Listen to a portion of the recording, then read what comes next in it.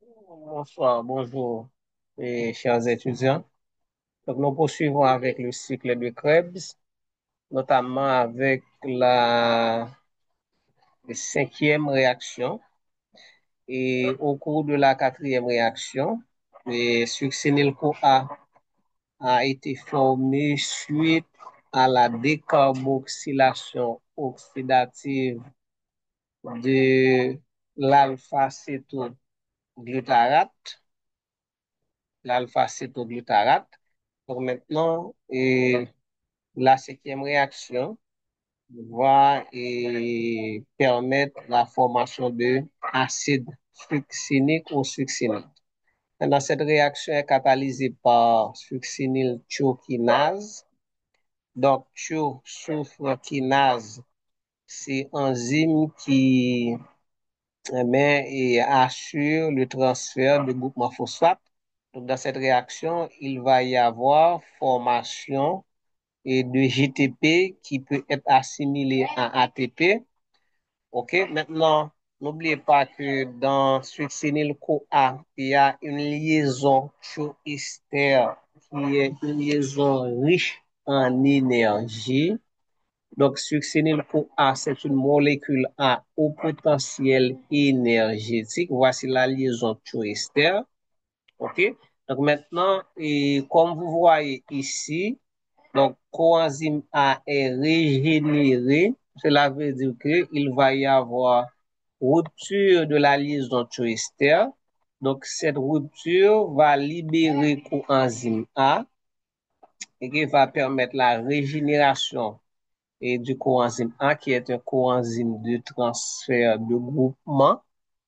Et, OK, et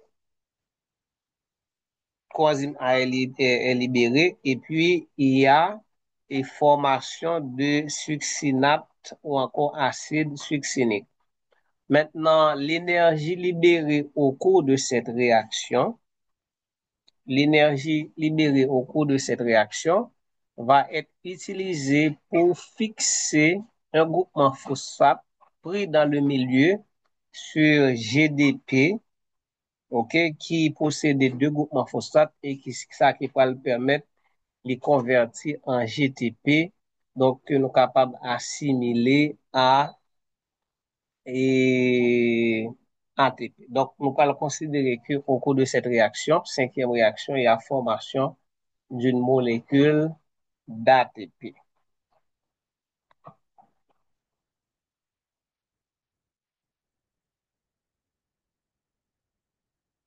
Succinylchokinase, qu'est-ce qu'on dit de cette enzyme? Donc, transfère la liaison riche en énergie du succinyl coenzyme A pour faire la synthèse du GTP à partir de GDP et de phosphate. Le succinate est le produit de la réaction qui libère aussi le GTP et le coenzyme A libre. OK, donc voilà, et on vous montre le mécanisme de la formation de GDP.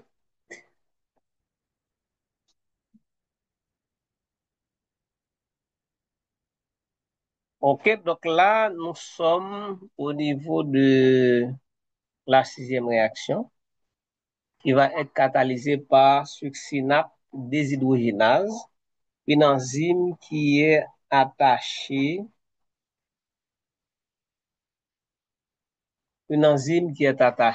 à la membrane qui est liée à la membrane interne, OK, qui est liée sur la face interne de la membrane interne mitochondriale. OK, c'est une enzyme d'oxydoréduction, puisque nous elle terminée par déshydrogénase. Et cette enzyme est mitochondriale, elle est même fonctionner non pas avec NAD, mais elle fonctionnait avec FAD. OK? Donc, il faut rappeler que FAD, c'est un groupement prosthétique, de même que FMN, flavine mononucléotide. Donc, ces coenzymes qui dérivent de la vitamine B2, riboflavine, mais c'est des groupements prostétiques, c'est-à-dire ces coenzymes sont solidement attachés à la coenzyme, à la partie protéique de l'enzyme. OK?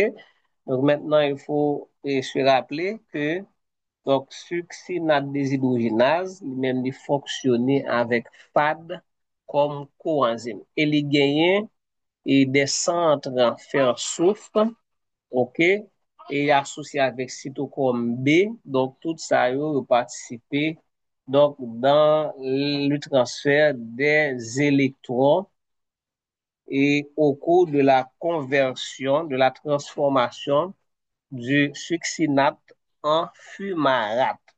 Maintenant, ce qu'il faut remarquer, c'est effectivement une réaction d'oxydation, parce que dans succinate, un acide dicarboxylique, on est capable de dire c'est acide butane dicarboxylique, ok, c'est acide butane dicarboxylique, qui gagne deux groupements méthylène au centre. Donc, le n'a pas produit fumarate, mais gagne une perte de deux atomes d'hydrogène. Et j'avais dit dans la vidéo précédente que toute perte d'hydrogène, c'est une réaction d'oxydation. OK? Donc maintenant, nous avons la forme réduite. Fumarate et succinate, c'est la forme réduite. Et puis fumarate, c'est la forme oxydée.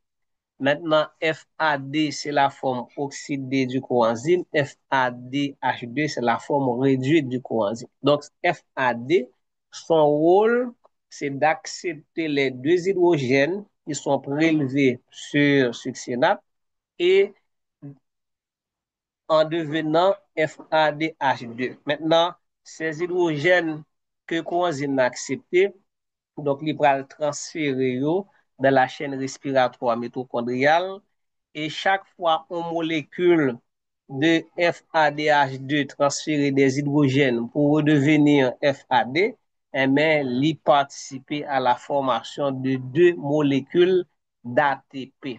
Donc, NADHH plus trois molécules d'ATP, FADH2, deux molécules d'ATP dans la chaîne respiratoire mitochondriale. Maintenant, le transfert des électrons au niveau de cette chaîne est assuré par des transporteurs mobiles comme cytochrome B, coenzyme Q, etc. Donc, on verra ça la semaine prochaine et lorsque on a étudié la chaîne respiratoire mitochondriale.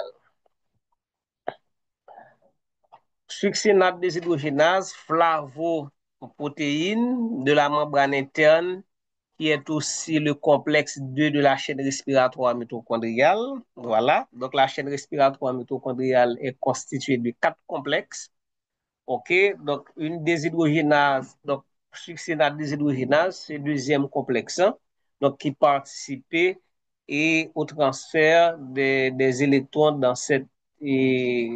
dans la mitochondrie. Donc, le succinate est oxydé en fumarate et les hydrogènes transmis au coenzyme Q. Donc, le produit final est le transfumarate spécifiquement.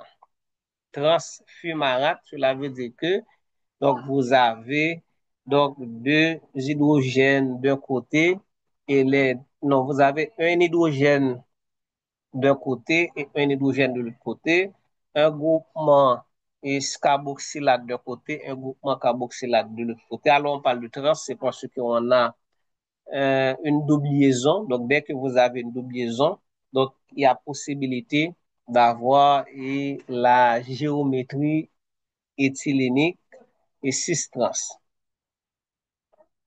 Maintenant, septième réaction, donc fumarate va être converti en malate, ok, va être converti en malate. Donc, n'oubliez pas que l'objectif du cycle de Krebs, c'est d'abord éliminer le groupement acétyl qui est entré dans le cycle sous forme de gaz carbonique. Et on a vu au cours de la troisième et quatrième réaction qu'il y a élimination de deux molécules de gaz carbonique.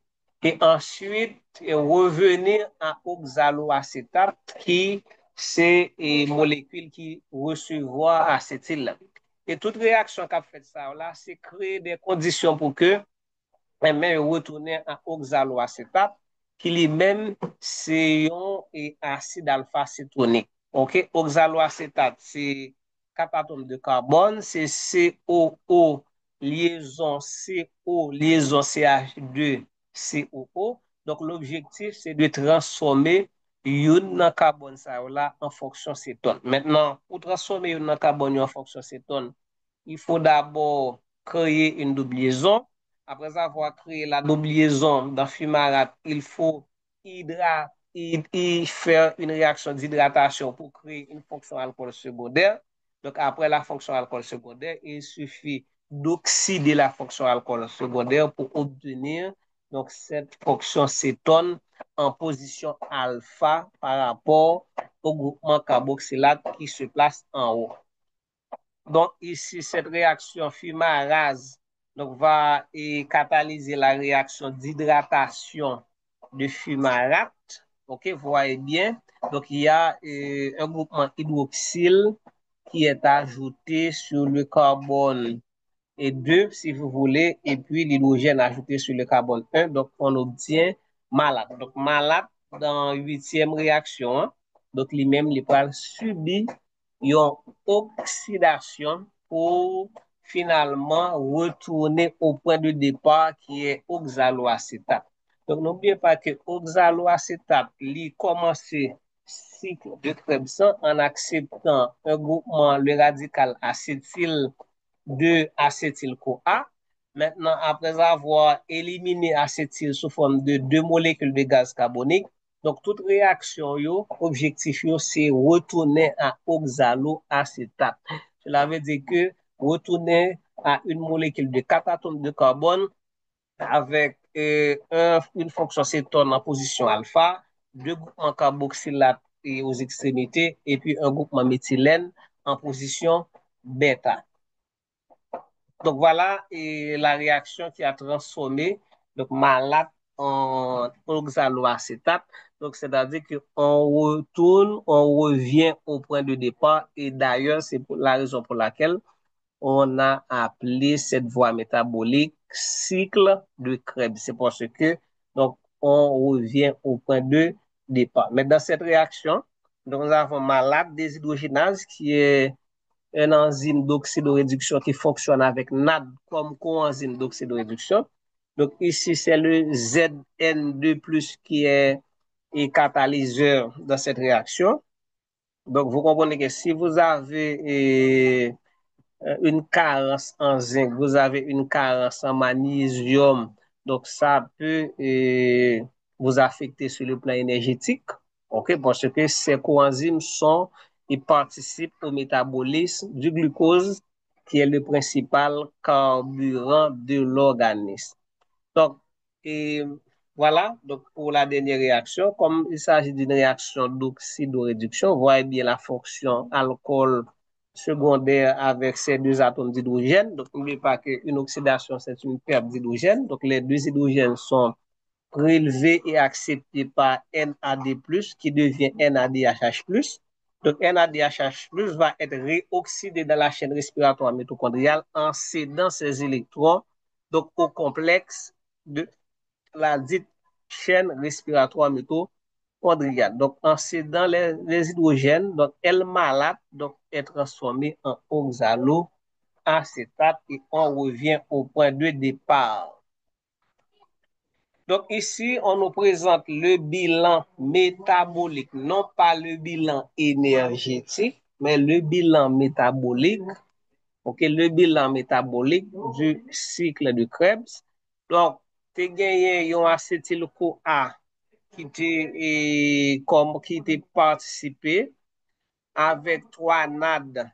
OK, songez bien, tu as gagné 3 réactions d'oxydoréduction côté que NAD te participé comme oxydant. Tu as gagné une autre réaction d'oxydoréduction qui est catalysée par FAD, les mêmes FAD de participer comme oxydant.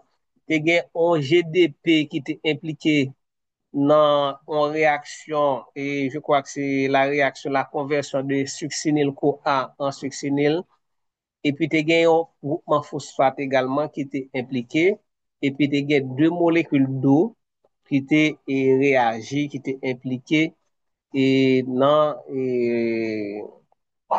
et réaction. Donc maintenant, qu'est-ce qu'on obtient comme produit? Il y a formation de deux molécules de gaz carbonique. Donc ces deux molécules de gaz carbonique, c'est le, l'équivalent des deux atomes de carbone du groupement acétyl. OK?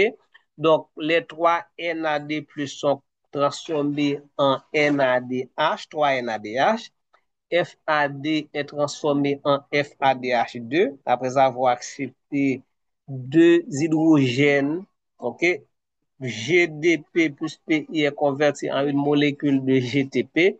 Et puis, coenzyme A est libéré, OK, après avoir transféré le groupement acétyl à oxaloacétate du cycle de Krebs, donc coenzyme A est régénéré. Donc ici, c'est le bilan métabolique. Donc, le bilan métabolique, donc si ça concerne les substrats, les réactifs et les produits formés au cours de la voie métabolique. Maintenant, bilan énergétique. Bilan énergétique, 12 ATP sont formés par tour de cycle de Krebs. 12 ATP sont formés, 12 ATP sont formés par tour de cycle de Krebs. Il y a 11 via la phosphorylation oxydative. Pourquoi 11? C'est parce que il y a et production de trois molécules de NADH. Donc, molécule NADH, ça, on va le réoxyder dans la chaîne respiratoire mitochondriale et chaque molécule a bail 3 ATP. Donc, 3 par 3, ça donne 9. Il y a FADH2 qui va le réoxyder dans la chaîne respiratoire mitochondriale et chaque molécule, ça, yo, il y a bail et 2 ATP. Donc, 3 par 3, 9, 9 plus 2, ça donne 11. Et puis, gagné un ATP qui était formé. Et là, on peut dire que c'est un ATP qui est formé par phosphorylation au niveau du substrat. Donc, lors de la conversion, de la transformation du succinyl-CoA en succinate. Et rappelez bien que j'avais dit que et on peut assimiler GTP à ATP. Donc ici, c'est le bilan énergétique du cycle de Krebs.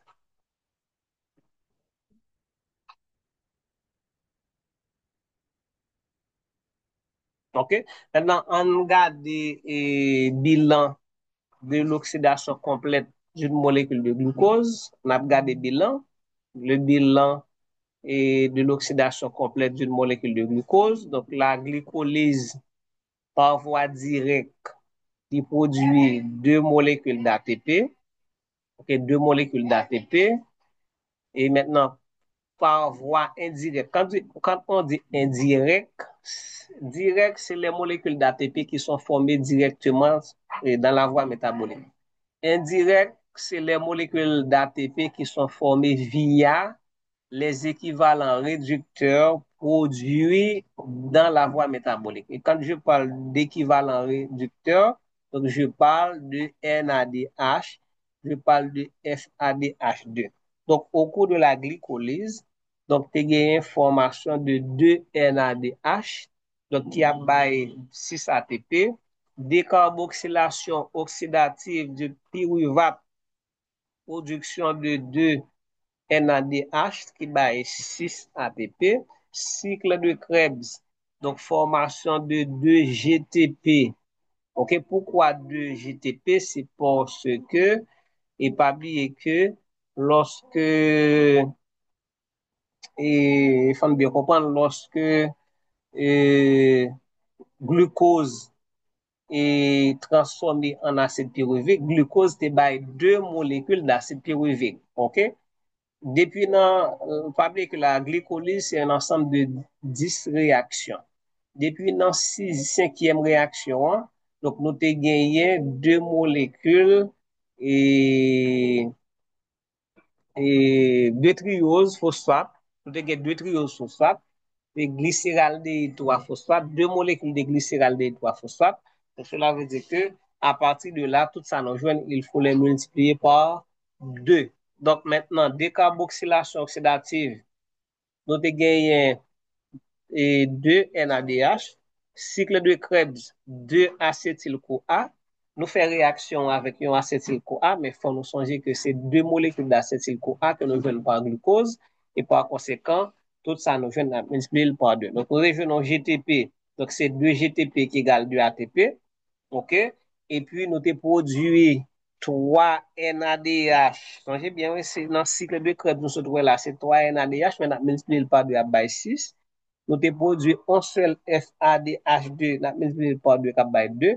Donc, l'ensemble donne 22 ATP pour le cycle de Krebs. OK? Indirectement.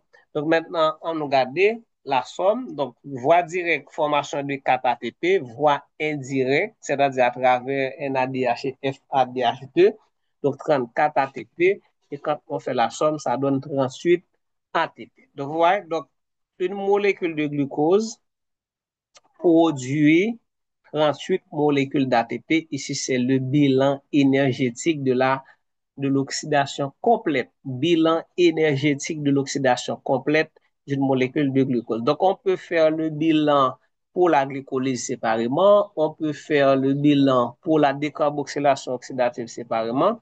On peut faire le bilan pour le cycle de Krebs, mais on peut faire également un bilan global pour l'oxydation complète d'une molécule de glucose. Donc maintenant, 38 ATP sont produites par molécule de glucose. OK? Et maintenant, ça dépend parce que on verra que les molécules de NADH+ produites dans le cytosol lors de la glycolyse peut être transportée par deux navettes, deux transporteurs, et suivant le transporteur, donc le résultat, le bilan énergétique peut être différent. Donc, ici, qu'est-ce qu'on dit? Si les NADH+, alors il faut dire que la membrane interne mitochondriale est imperméable à NADH+. Donc, maintenant, c'est-à-dire qu'elle n'est pas capable d'entrer directement. Donc, la cellule a mis en place une stratégie moléculaire, métabolique, réactionnelle pour faciliter l'entrée non pas de NADH, mais des équivalents réducteurs, c'est-à-dire les électrons ou encore les hydrogènes portés par NADH. N'oubliez pas que NADH, c'est un coenzyme transporteur d'hydrogène ou encore transporteur d'électrons. Donc, son rôle, c'est de transporter des électrons et il n'est pas capable de OK? Donc, il prend en charge des électrons provisoirement. Donc, maintenant, il doit transférer à d'autres molécules. Donc, NADH+, pas capable d'entrer en dans mitochondrien, mais cellules mettent un mécanisme qui permet que marchandise que le poté a entré, mais lui-même, il était dehors. OK? Donc, mécanisme, c'est l'utilisation de navette ou bien du transporteur. Donc, il y a deux navettes. Il y a la navette malate aspartate et il y a la navette glycérol 3-phosphate. Donc, suivant la navette utilisée, donc le résultat, le bilan énergétique peut être différent. Donc, si la cellule utilise la malate aspartate, c'est 38 molécules d'ATP. Dans le cas où la cellule utilise glycérol 3-phosphate, c'est 36 molécules d'ATP par molécule de glucose qui est complètement oxydée. Et la question qu'on pourrait se poser, dans quel cas une navette peut être utilisée à la place de l'autre? Par exemple, dans quel cas la navette glycérol 3-phosphate peut être utilisée? Alors, il faut savoir que cette navette permet la production beaucoup plus rapide d'énergie. OK? Donc maintenant, Cette navette, glycérol 3-phosphate, est utilisée dans des tissus spécifiques, par exemple comme le cerveau, les muscles squelettiques qui sont de grands consommateurs d'énergie et qui peuvent être affectés par une insuffisance d'énergie, surtout le cerveau, et dans des conditions métaboliques particulières. OK? Donc, par exemple, au niveau du cerveau, quand il y a un besoin d'énergie, OK, besoin de transfert rapide d'électrons pour une activité neuronale intense, dans les muscles squelettiques, par exemple, faute de demande en énergie pendant l'exercice, OK, et voilà. Donc, donc maintenant, pourquoi cette navette est utilisée à la place de malatas patate, c'est pour sa rapidité, ok, fonctionne plus vite car elle ne dépend pas de transporteur et de navettes ni d'échanges complexes et fonctionne à basse température, indépendance vis-à-vis du gradient de concentration. Donc, fonctionne même si certains transporteurs sont inhibés ou absents. Donc, cette navette est produit l'énergie beaucoup plus facile, donc dans certaines conditions.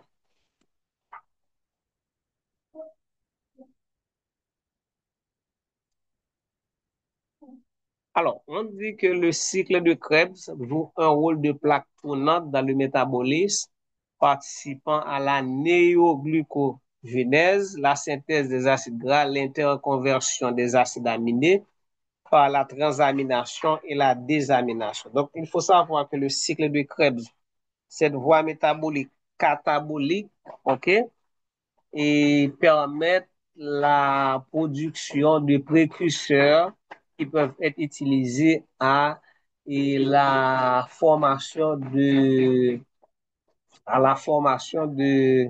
d'autres molécules, ok, même des polymères. Donc, c'est une voie qui a un caractère catabolique et un caractère anabolique. Et c'est pourquoi on dit que le cycle de Krebs est amphibolique. OK? Donc, il y a catabolique et anabolique. Maintenant, cycle de Krebs, c'est une voie amphibolique parce que les gagnants ont un caractère catabolique côté qu'ils participent à la dégradation, mais en même temps, ils baillent naissance à des précurseurs qui peuvent l'utiliser pour la formation de polymères. Donc, c'est une voie anabolique. Donc, anabolique catabolique, ça baille amphibolique. Voilà, donc on vous donne ici une idée en fait, du rôle du cycle de Krebs dans la dégradation de substrats énergétiques, mais en même temps dans la production de précurseurs pour la formation de polymères. Donc, comme on dit ici, c'est une plaque tournante, effectivement, donc qui est capable et produire. Voilà, si vous voyez des purines, ouais, donc, ouais, glutamate capable de purine. Donc, depuis nous dit purine, à qui ça nous pense, c'est ADN. OK? Donc, nous pensons à ADN. ADN, c'est un polymère. Nous, glucose, à qui ça nous pensons à glycogène. OK, serine, voilà, tout acide aminé que nous sommes capables de jouer à partir de phosphoénol pyruvate. Donc, depuis nous, acide aminé, nous, protéines, effectivement. Donc, c'est une voie et c'est une voie amphibolique. Donc là, on reprend le cycle de Krebs, on reprend l'ensemble des réactions qui.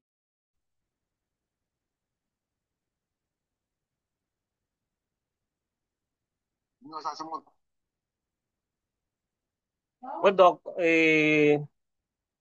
il y a eu une coupure suite à un appel reçu de quelqu'un. Donc, oui. Donc là, qui ça schéma ça montre nous? Donc là, schéma ça montre nous, par exemple, les différentes voies métaboliques qui sont impliquées dans dans l'oxydation complète du glucose et des molécules, d'autres molécules qui peuvent être formées à partir d'intermédiaires réactionnels du cycle de Krebs. Par exemple, citrate peut être et sortir du cycle de Krebs pour donner naissance à oxaloacétate et dans le cytosol ou bien encore acétyl-CoA qui parle d'acide gras, etc. Donc là, c'est surtout toujours et la synthèse, participation du cycle de l'acide citrique dans la synthèse des acides gras à partir du glucose. Donc, je vous l'ai dit à maintes reprises, nous vous disons ça, et le nous manger un peu de sucre, mais sucre là, bon quantité qu'elle transformer en ATP, bon quantité qu'elle transformer en glycogène, et reste là transformer en graisse. Et graisse que nous avons encore nous, li endogène et exogène, li direct et li indirect. OK? Donc là, c'est d'autres molécules que montrez-nous qui est capable de former à partir des intermédiaires réactionnels du cycle de Krebs. Et puis, en ce qui concerne la régulation, donc nous avons trois enzymes qui participent à la régulation. Et trois enzymes, ça, c'est trois enzymes qui baillent des réactions et qui catalysent des réactions irréversibles. OK? Donc, nous avons citrate synthase, la première réaction, isocitrate déshydrogénase et troisième réaction, alpha-cétoglutarate déshydrogénase, je crois que c'est quatrième réaction, donc le complexe multi-enzymatique. Donc, ils ont montré nous là des activateurs et des inhibiteurs. Donc, ADP. Donc, si vous avez une forte concentration d'ADP, cela veut dire qu'il n'y a pas beaucoup d'ATP, donc manque d'énergie. Eh bien, ADP, c'est un ligand qui va activer citrate synthase. Mais si vous avez beaucoup d'ATP, beaucoup de NADH+, beaucoup de citrate, beaucoup de succinyl-CoA, donc toutes ces molécules sont des inhibiteurs. Donc, cellule n'a pas vraiment besoin d'énergie puisque la concentration d'ATP est à son niveau maximum, mais ATP pour le servir de ligand pour rétro-inhiber. Donc, on parle de rétro-inhibition. OK?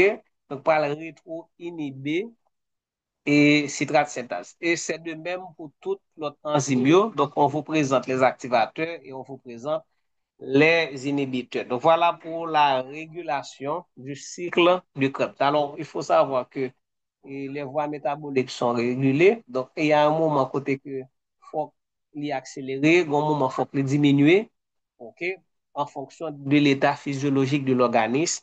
Et c'est des enzymes avec des ligands. La régulation peut être hormonale aussi, OK, des enzymes, des molécules et des produits, des réactions, même que vous considérez comme des inhibiteurs ou bien comme des activateurs. Donc voilà pour cette semaine. Donc, le cycle de Krebs en deux cours, deux vidéos. Donc, j'espère que nous avons des réactions que nous avons partagées avec nous sur tout.